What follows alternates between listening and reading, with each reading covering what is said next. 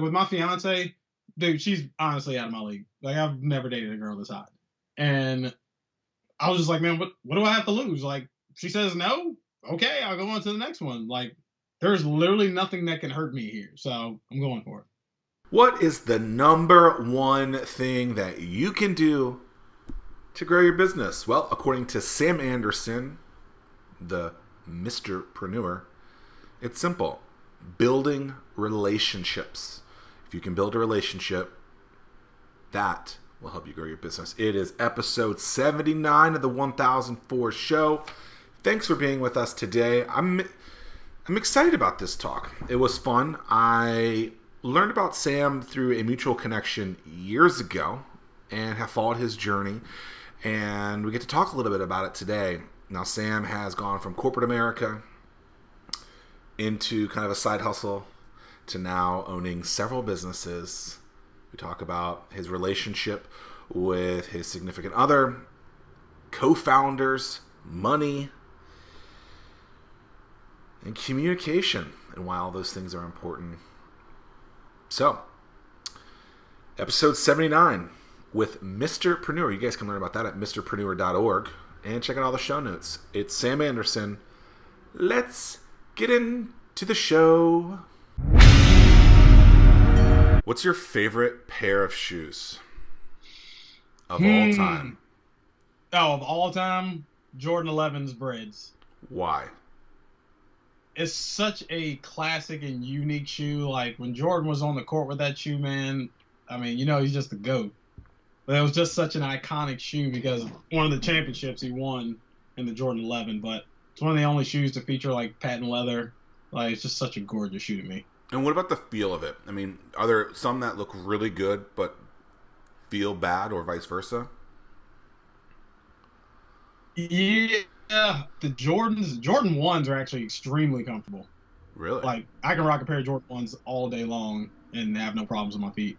The 11s, since they're patent leather, the big problem is you're worried about creasing them. So I only rock them if I know I'm, like, going out for something for a couple hours and I'm coming back home. But I mean, the Jordan brand is really comfortable. Probably my favorite shoe to rock on a regular basis is the new Nike Vapor Max. Okay. You seen those before? I don't know. Yeah, take a look. Let's take a look. How many pairs of shoes do you own? Probably in the neighborhood of about 80 right now. I'll probably be up to at least 150, 200. Okay, yeah, I've seen those. Dude, these are so freaking comfortable. When did you get into shoes? So I've always been a sneakerhead, but I've, like, kept it under wraps for the longest time. And, you know, building all these businesses and everything, you know, I've never got investors or anything like that, so everything's been self-funded. Yeah. So I've kind of left it under wraps for a while, but then, like, a year ago, I was like, shit, man, I make good money now. Like, my parents wouldn't buy me Jordans when I was a kid. I'm buying them now. Are you familiar with Eddie Wang? I guess from Viceland, and has a kitchen in New York. Oh, yeah. So I met him at a conference at Big Omaha maybe 5 years ago, and the guy is like a straight hustler. So he would, in his 400 square foot apartment in somewhere in New York City, would basically line people up outside the door. So when new releases came out, he would sell them shoes, and he would use that to fund it at, like, 18, 19, 20. It's crazy to see that. So do you ever sell the shoes to other people, or what's the game? Yeah, there? so there's a shoe, Sean Weatherspoon.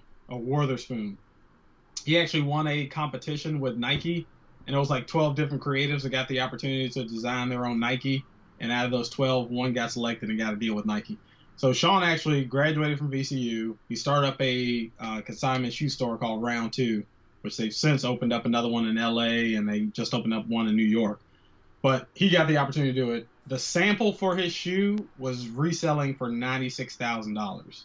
It's $160 if you can get your hands on it retail. So they did a release in Richmond, and of course you get it at $160, but the sample was the only one that went for $96,000. Beyond that, now they're going for anywhere between $15,000 to $3,000 a pop. So I hired 6 college students. I told them to go wait outside in line. I think I sent them out there at like 11 o'clock at night. And then I pay them, I give them $150 to buy the shoes, and I pay them $150 on top of that. And I was going to flip all of them and just keep one pair for myself.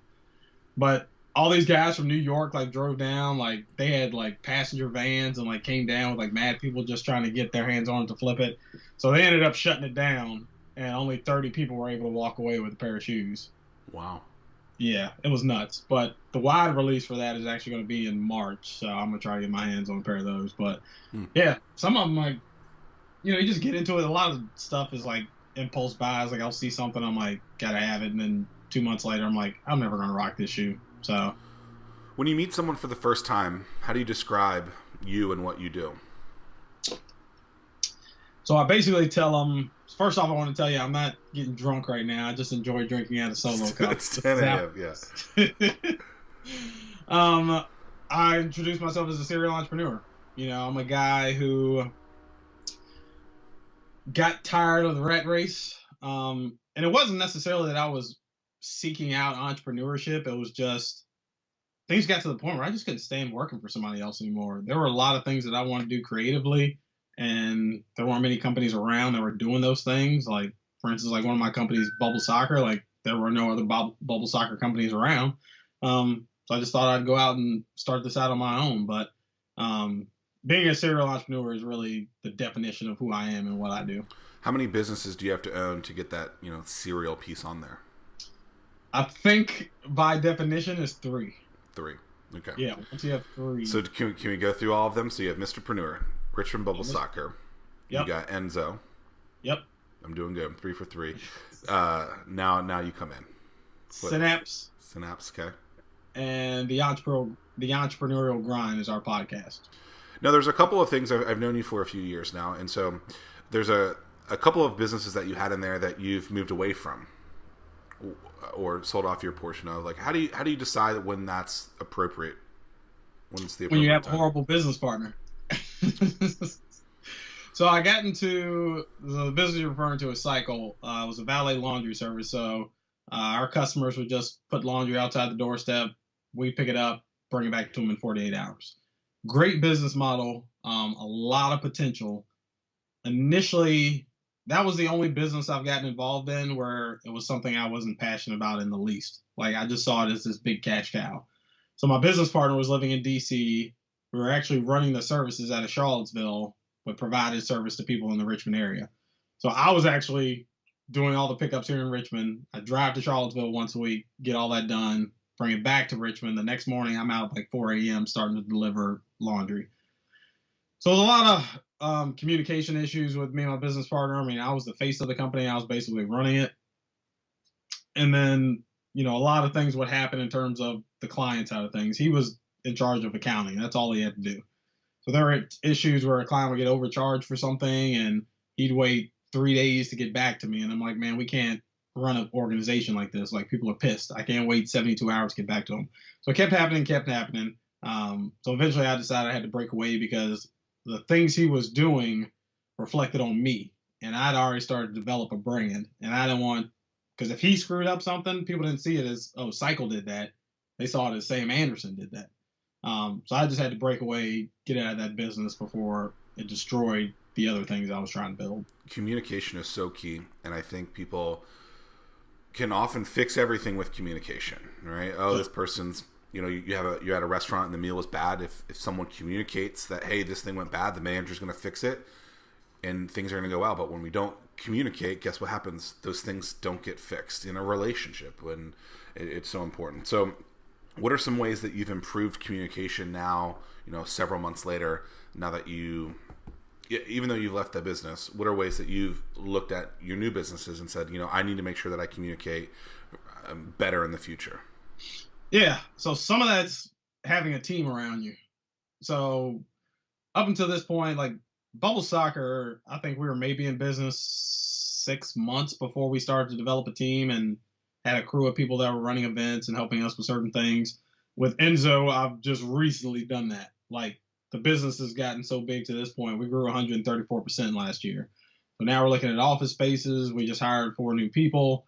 And for us to maintain a level of communication with all these individuals and companies that we're working with, it was imperative that we brought other people on. And then we utilize systems like Slack's one of my favorite platforms for team communication, but keeping notes. I'm a big person on, if it's not in my calendar, if I didn't write it down, it's out of my mind. Like, I will completely forget if it's not written down somewhere. So I'm very good at making sure I'm jotting notes, whether it's just in my iPhone or I'll tell Siri to make a note for me or remind me about something later. But that has really kept me on track. But moving forward, I will have somebody who's going to be managing my day-to-day email system. I can be bad from time to time with follow-up, like 85-90% of the time I got a system and I got it right. And then there's that one person I forget to respond to an email about, and like a month goes by. So the level that we're building now, I can't allow that to happen. Like, we can't be leaving any money on the table.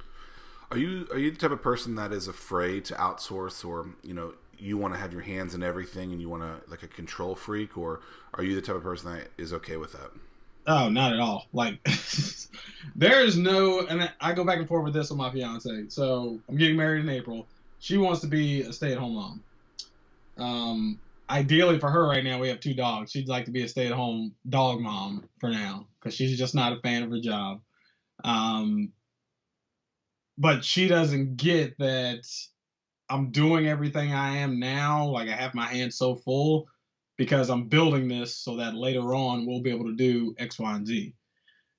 So I think on the outside, to some people, maybe at times it's appeared like this guy has to have his hand in everything, but I really don't want to, man. Like, that's why I just hired 2 videographers. I don't want to be out in the field doing videos all the time, even though videography is a passion of mine. I love doing videography, but I need other people who can manage these things. We brought on somebody for photography. We brought on somebody for sales. Initially, I've always done sales for the majority of the companies that I've dealt with, but there are bigger things that I have to focus on these parts of the business now, and I'll never reach that pinnacle, that level that I'm trying to reach if I try to do all this myself. That was that long time ago. When I first got in business, mentors taught me that, beat that in my head. But now it's just been, there's a certain period that you have to go through where you're doing everything. But you have to recognize when you get to a certain level that now I'm able to relinquish some of this stuff, and I can allow the right people on my team to handle these tasks. I think you and I are probably similar in that respect. And a lot of people are like, oh, you're so busy, we see you everywhere. And I think we're just good at exposure. We're good at marketing ourselves. Yeah. So then people can say, oh, look, we do see him everywhere. It's like, no, but we can use tools to make things easier, right? Exactly. So, scheduling tools. Meet Edgar has become like my best friend. I'm not sure if have you seen Meet Edgar? Oh my God. So for $50 a month, actually, I just scheduled their founder, Laura Roeder. We'll have her on the show in a few weeks. But for $50 a month, basically, it takes the convenience of like a Hootsuite or a Buffer, but then you don't have to recycle it over and over again once it airs. It does it itself. Oh, wow. So like any evergreen content you have, it's literally set it and forget it, and you never have to worry about it again. And they give you, the analytics behind it. I'll send you a link for it. But yeah, definitely. Oh my goodness, like it's just because most people are creating evergreen content, and then you can create a schedule with it and push it out, and it's so important. But if we're good at exposure, that means we're doing something well, even if we are, at home with our feet up, drinking coffee. I don't think we're doing that. So I want to talk about the whole. I just got married too, and I know you're getting married. Thank you.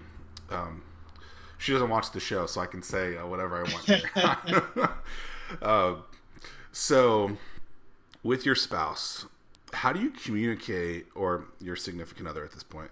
How do you communicate that, hey, I'm busting my tail now, so that we can get to this position where you can be in at home being a dog mom, where I might not be there yet with you being able to come on and stay at home. But like, how do you have those conversations? What are the things that you say? Like, are there ever like, hey, maybe you should get a job instead type of thing? Like, because I think when we're talking about communication, like this is something that I think a lot of families want, but it's very hard to create that kind of lifestyle that they want. So let me start from the very beginning. Okay. So when I met my fiance, we had mutual friends that we went to college with. And I saw a picture of her at my friend's birthday party. And I hit her up and I'm like, who's this girl? You got to introduce me to her. So our first date was a blind date. Like, we had seen pictures of each other on Facebook, but we had never met, talked on the phone, anything like that. So we have a great first date. We went out to dinner. And at the end of the date, I look at her and I say, Okay, I've had a great time with you, but I want to explain something. I've dated a lot of women that tell me they want a successful man in their life, but I'm going to explain to you what that actually looks like. There are going to be some weeks where you see me 4, 5, 6 times. There are going to be some weeks where you don't see me at all. I'll make that up on the back end somewhere. But this isn't how my life is going to be flowing for the rest of my life. But while I'm building an empire, it's going to take 2 to 5 years for me to get it to a level where I can step back a little bit and we can focus on some other things. So I said, if you're the type of woman that needs a man by your side every 24/7, it was a pleasure meeting you. I hope you enjoyed your meal. But if that sounds like something you can ride with, I'd love to take you out again. So She said, no, I'm good with that. Are you a business owner at this point? Yeah. Okay. So what year is this, would you say? In business, No, three and a half. no, with her. Oh, how long have I been with her? Yeah. Actually, 3.5 years. Okay. Like we first started dating right when I started at Bubble Soccer. So when I was just very career oriented. I dated my girlfriend, fiance, whatever, wife at this point for 8 years, and I had a different career when we first started dating. I was working in TV news at the time, and so everything's up from there. Making $25,000 a year. It's she saw me in the worst, I guess. We've had some bad business years, I guess, too. When you're first getting started and trying to figure out all that crap. Oh, but how much do you tell her about the business? As much as she needs to know. Okay. So not I learned very quickly that if I go to her and say, hey, we just locked in this $10,000 deal with this company, what she hears is, oh, we just got 10 grand. Yep. No. I have a business partner. Now with office space, I have overhead. Now with employees, I have payroll. Like, there are all these other things. So if Enzo makes 10 grand, I don't see $10,000. So I kind of shield her from that because I actually think it's good being in a relationship with somebody who is the complete opposite of an entrepreneur. Because she looks at, when we first started dating, she looks at what I do and she says, there's no way in the world I could do that. I need to know how much I'm making. I need to know when I'm getting paid, blah, blah, blah. And for me, that's the exciting part. Like, you don't eat unless you work. And I love knowing that, hey, I crushed it this month, but I can make 10 times that next month, or I may bomb out next month and we'll make it up the following month. But, I bounce ideas off of her. She looks at a lot of my videography work and she'll give me her opinion on those things. So I'll give her the cliff notes on what's going on, but I don't go into great detail about anything, especially if I'm having a lot of difficulties with the client or my business partner or something like that. I really won't go into too much detail with her about that because her not being an entrepreneur, she hears certain things about the business and her mind goes off here when it's really not that big of a deal. So true. I'm very similar as well, where I've learned just to not say anything about the business whatsoever. Like, hey, how is your day? Like, we actually don't talk about her line of work either, which is good. So we literally don't talk about each other's occupations, if you will, which I think is really important because, like you said, $10,000. Like, I've told her before, oh, we just got this $50,000 check, and she's like, ooh, wow, let's go on vacation. I'm like, yeah, no. Well, now I have to pay for the things that I told them I would do. What is Sam Anderson best in the world at? I would actually say building relationships. I think that is such a key skill set that I don't think you can necessarily learn from a book. I think there are tips and tricks that you can pick up from other individuals and things like that. But I think being a natural born communicator and networker is something that's just in your genes. Before I was doing certain things, so even before Enzo Media Firm was Enzo Media Firm, I started this company called Anderson Consulting. And it was basically a way for me to leave my full-time job and then freelance for them doing what I was doing as a project manager. So I had some issues with the guy that owned that company. I said, you know what, just cut me a check for what you owe me. We're ripping up the contract. I started thinking, what can I do with this business? What is it that I love to do? And ultimately, it was meeting new people, networking. And one of the major struggles I had starting out was trying to figure out how to market all these companies. So I started thinking, I was like, man, I know guys who do videography. I know guys who do website design. I know guys who do this and that. None of them have any ambition to start their own business. They just like doing this stuff on the side. So I'll take Anderson Consulting. I'll go get the clients. I'll write up the contracts. I'll deal with checks, all that kind of stuff. All you guys have to do is show up and do what you love to do. Um, so I realized early on, like, man, I spent a decade just building great relationships with people in a vast array of industries. So one of my old friends came to me at one point when he saw I had all these companies, and he told me he was unemployed and asked me if I could put him on, which was really like, man, I want to do as little work as possible and you pay me as much money as you can. And I looked at him and I was like, dude, you don't have an unemployment problem. I was like, you have a relationship problem.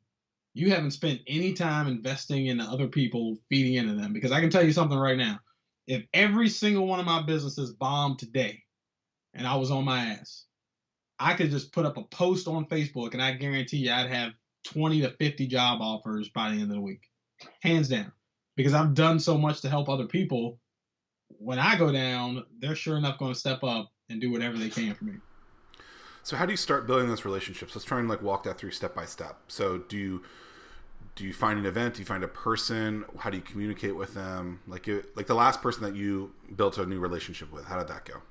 Yeah. So, I mean, a lot of that's networking, but it's what you do past networking. Most people are just grabbing a business card, they're exchanging a few emails, and that's it. And they're like, why is this person not sending me referrals? Versus, hey, let's go down and sit down without any objective whatsoever.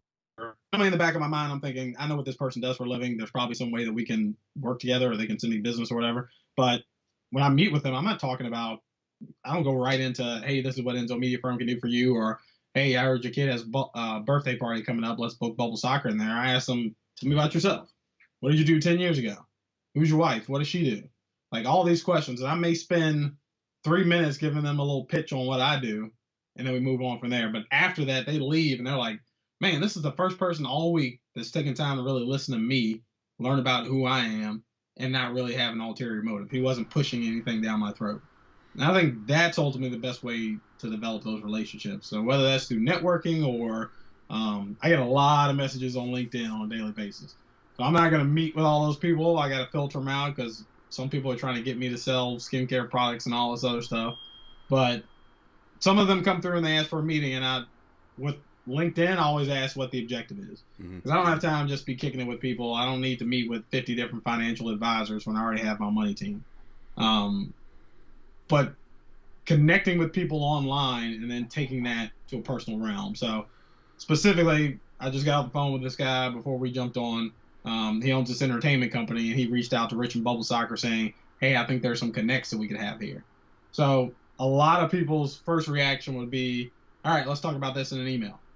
Tell me what it is that you're trying to accomplish, versus saying, all right, cool, let's go grab a cup of coffee and sit down and talk about this. Anytime I can take things offline and bring it face to face, always will. If it's somebody that lives outside of my area, I always try to do a video conference versus just a phone call. Like there are always these little things you can do just to make people feel just a little bit more connected to you. So would you say that, don't have a meeting without an agenda? Because I think you said, know the objective, but I think it's so important that you have expectations of, who's going to lead this, what are we going to be talking about? Do you do stuff like that? Yes and no. Okay. For the most, I think it's very important just to have, and it depends on what my schedule looks like from week to week. There are some weeks where I have ample opportunity to go out and meet with, 10 new people that week. There are other weeks where, my time's very pressed. So if somebody wants to meet, like we need to be talking business. Otherwise, I'll schedule you 2 weeks out. But a lot of meetings I schedule is just, hey, I know this person's in an industry that I can work with. I just want to take some time to get to know them. They're going to see my content. I want people coming to me versus me trying to pitch them on anything. Like, I subtly will put out stuff on social media, or I'll drop something in a conversation to kind of put that line out there to see if somebody takes it. If they don't, then I just keep building a relationship. But at the end of the day, they're gonna know who I am and what I do. So if they need something I have, they're going to find me. How long of a game is this? Can depend. Some I've been playing this game with for 6 months. Some I'm playing this game with for a week and a half. It just depends on how you connect with an individual. So, I mean, it could be something stupid as, I sit down with somebody who's also a Pittsburgh Steelers fan. And then we get to talking about how the season went. And before you know it, they're like, okay, let's sit down and do business. Are you a Steeler fan? I'm a diehard Steelers fan, man. Well, this concludes the end of the interview. You're a Ravens fan? What? Are you a Ravens fan? No, I am a Washington Redskins fan. Oh man, you ain't got no beef with us. I don't. You guys just suck. That's not my fault. It's fair. That's very fair.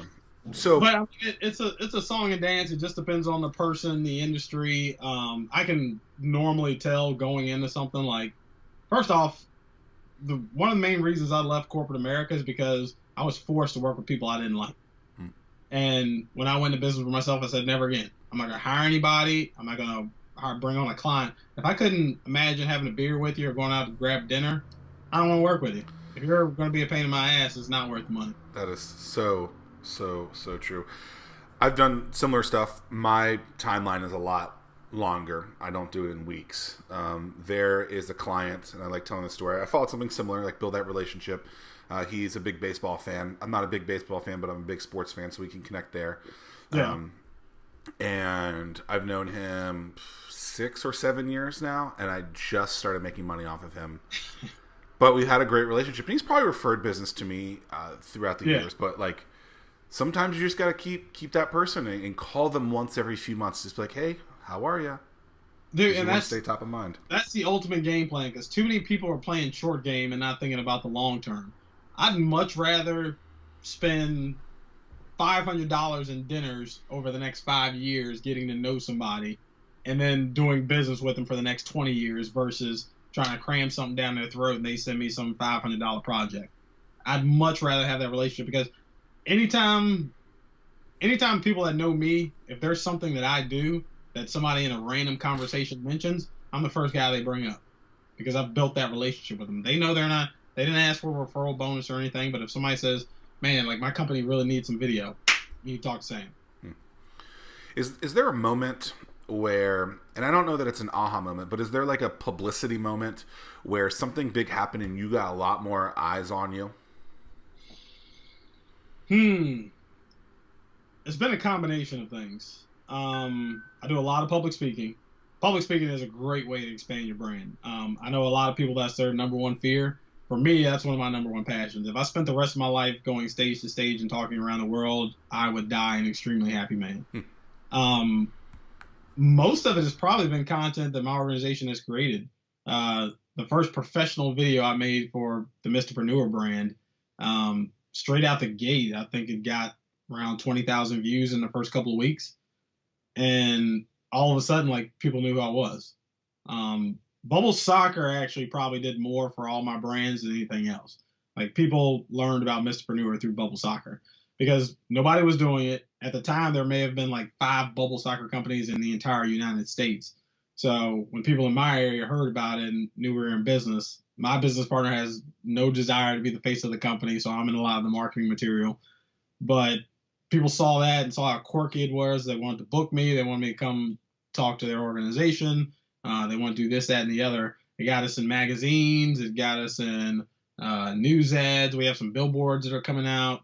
I mean, it's just stacking up a lot of things. It's never been that one thing, like a video goes viral and then you're on Ellen DeGeneres. It's been consistent work over several years that is compounded to this type of exposure. We have a webinar that I also kind of give as a public speaking. Sometimes it's kind of around that piece and getting exposure, marketing your business. And I remember last year, someone asked me, like, how am I seeing you everywhere? And I was like, come watch this. And he was like, oh, I get it now. You like don't stop. You're doing like 100 things towards this thing. Now we're turning that into a book. It's called Anomaly: How to Finally Stand Out from the Crowd, which is cool because it's this concept that people just think that overnight success is going to be there or it's just going to happen. It's like, no, you have to do like these tedious things for a long time, and then people are like, wow, you're everywhere. You know those guys, I think his name's Dan Rue. You know, the guys on Instagram and Facebook are like, hey, what you doing, baby? You wildin', baby. You seen those guys? No, I haven't.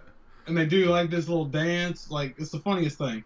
But just using them as an example, but most people that you've seen that have gone viral have been doing video for so long. Like, they've just been, whether it's a blog or video content, whatever it is, like, they've been grinding for 5, 6, 7 years, and then all of a sudden, the right person sees them, the right person shares their content, and all of a sudden, everybody knows them.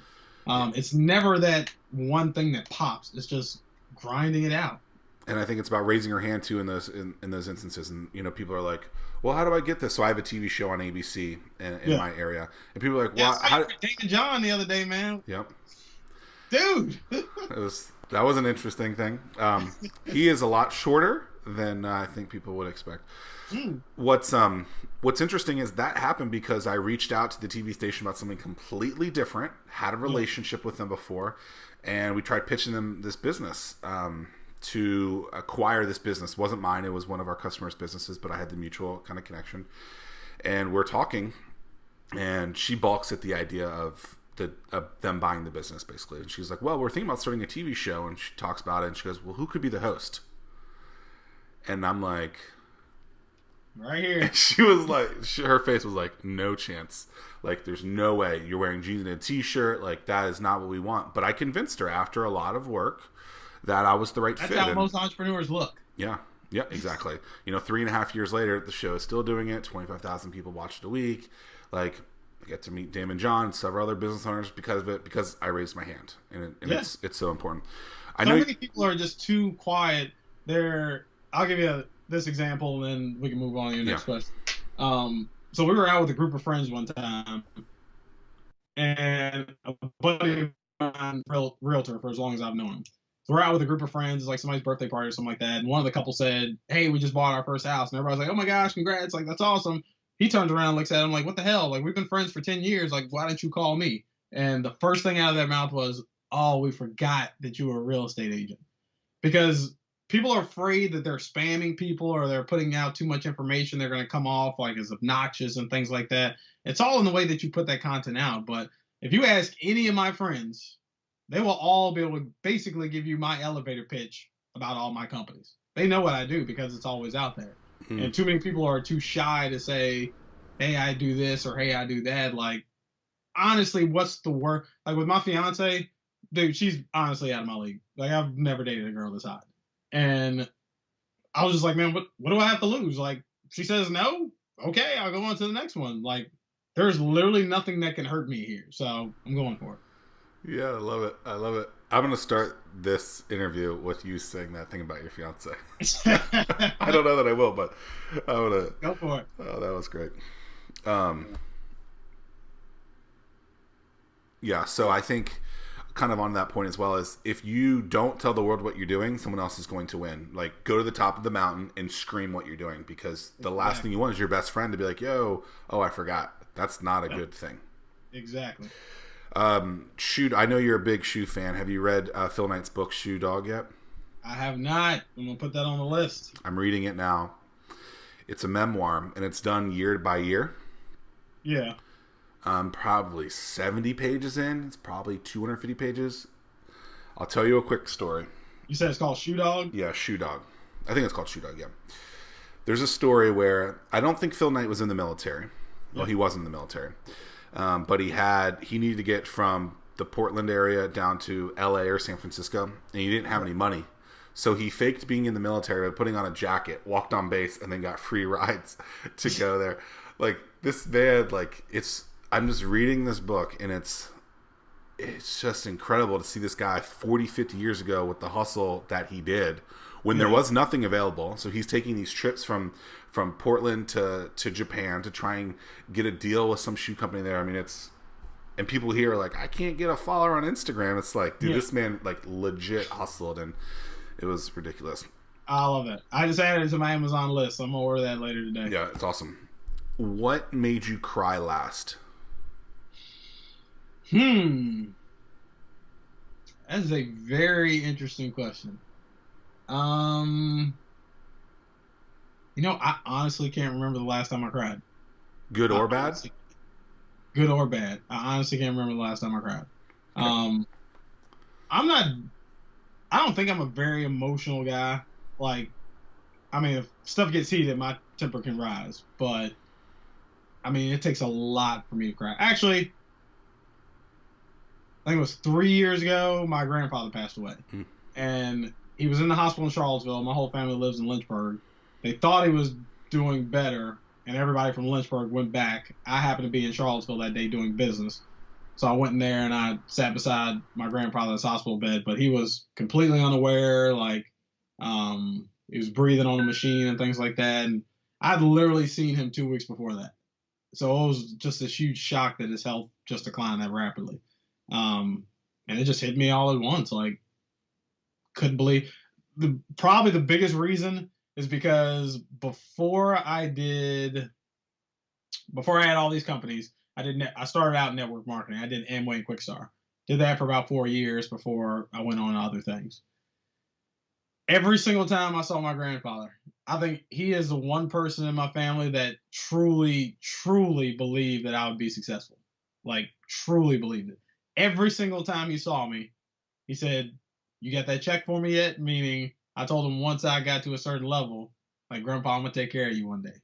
So every single time I saw him, he said, "You got that check yet?" And my response was always, "Not yet, Grandpa. I'm working on it." And he'd just sit there and laugh and laugh. But nobody else in my family has ever expressed that type of respect for what I was doing. Like, you could just see it in his eyes. He knew that I was a different cut from everybody else. That's powerful. That was really painful when he passed away. That's powerful. Bucket list. What's something crazy on your bucket list? I got to travel more, man.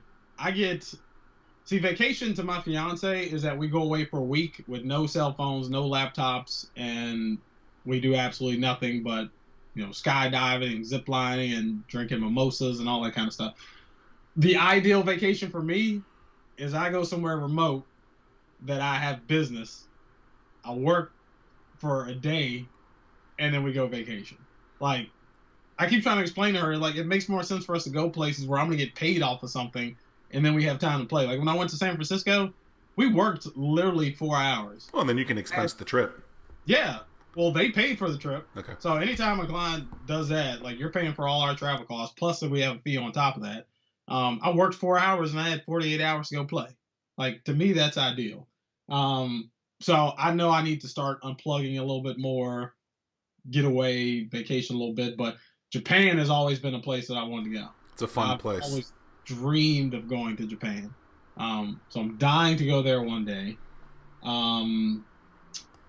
Also on my bucket list, speak on a world-class stage, whether that be like TEDx stage or something like that.